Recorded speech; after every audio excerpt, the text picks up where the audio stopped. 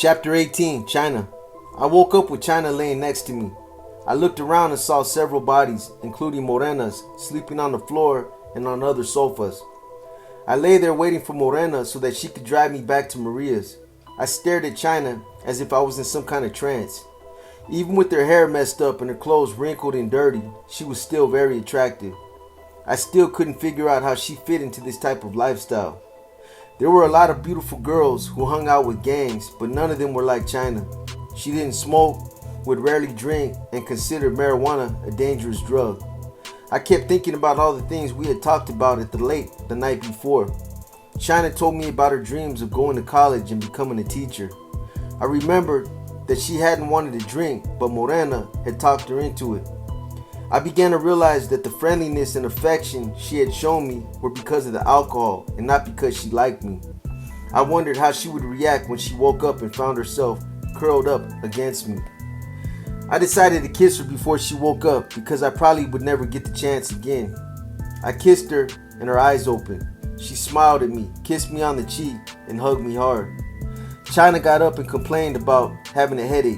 She said, "What the hell am I doing here? My stepfather is going to kill me," and then went down into the bathroom.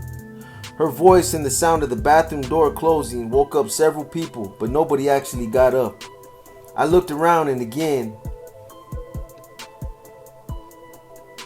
and laughed to myself about how much King's clubhouse looked like a mission for the homeless.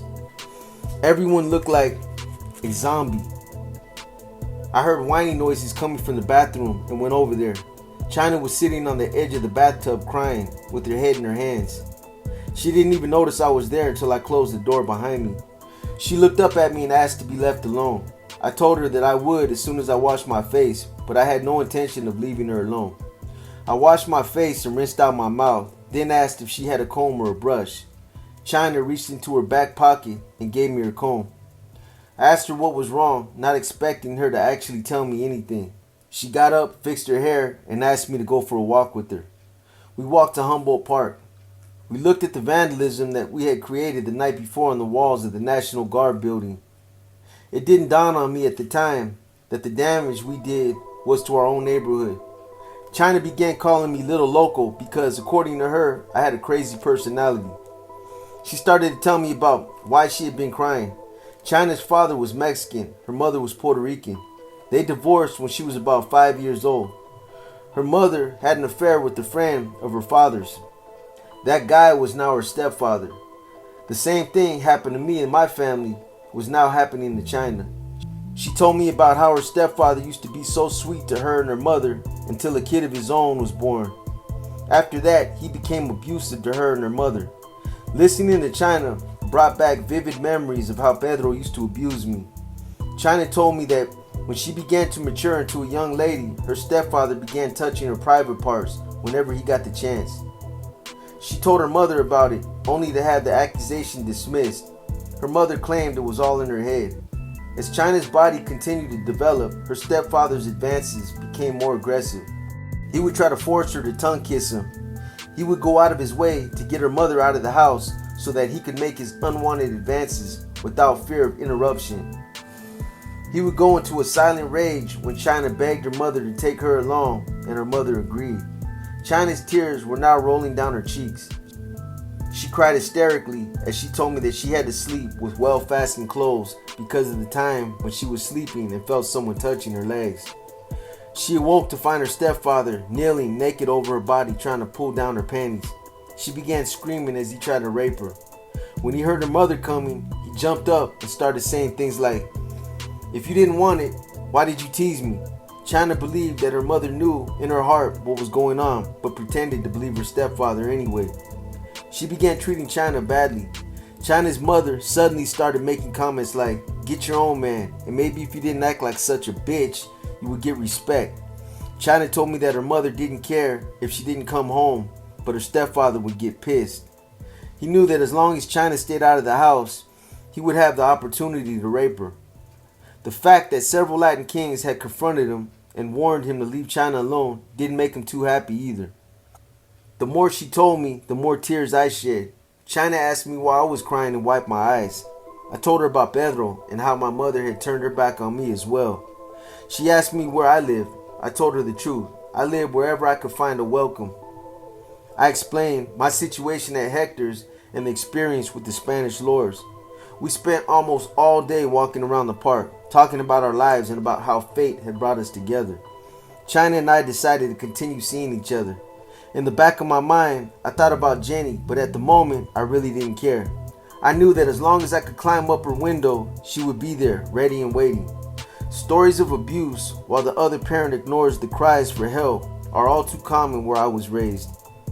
Mostly, it was uneducated, unskilled, and scared mothers who ignored the abuse. The memories of my mother's ignorance were so vivid as I listened to China. That's what China and I and many other gangbangers had in common. These memories bonded us together.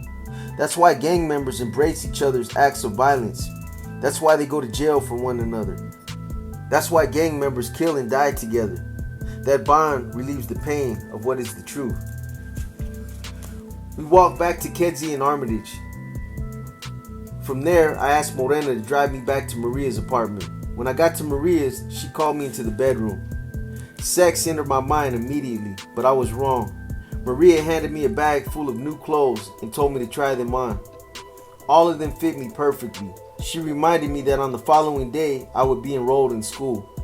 For a moment, I thought Maria had changed her wild ways and had become a mother figure. I decided to test her.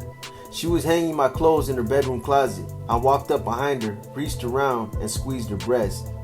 Maria turned around and pushed me so hard that I fell over. She told me that she was sorry that she had taken advantage of my innocence when we first met. Then she begged me to please forgive and respect her.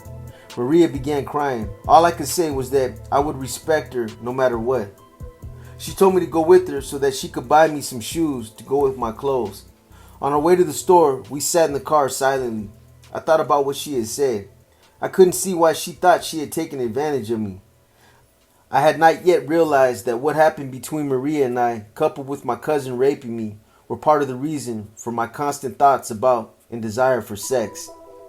I thought it was natural for a male, regardless of his age, to accept sexual advances from females, young or old, and treat women as sex objects. Lucy and her friends were rarely home anymore. Maria was treating me as if I were her son. She requested that I spend more time at home.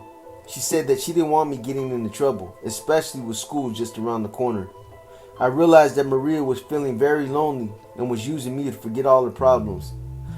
I also knew that all would change once she found herself another boyfriend. School was back in session and I couldn't wait to go back. Hector bought me all the school supplies I needed and put furniture on the second floor where my family once lived so that I could stay there. I thought he did this so that I could stay away from the junkies, but actually, he often asked me to let them in so that they could shoot up.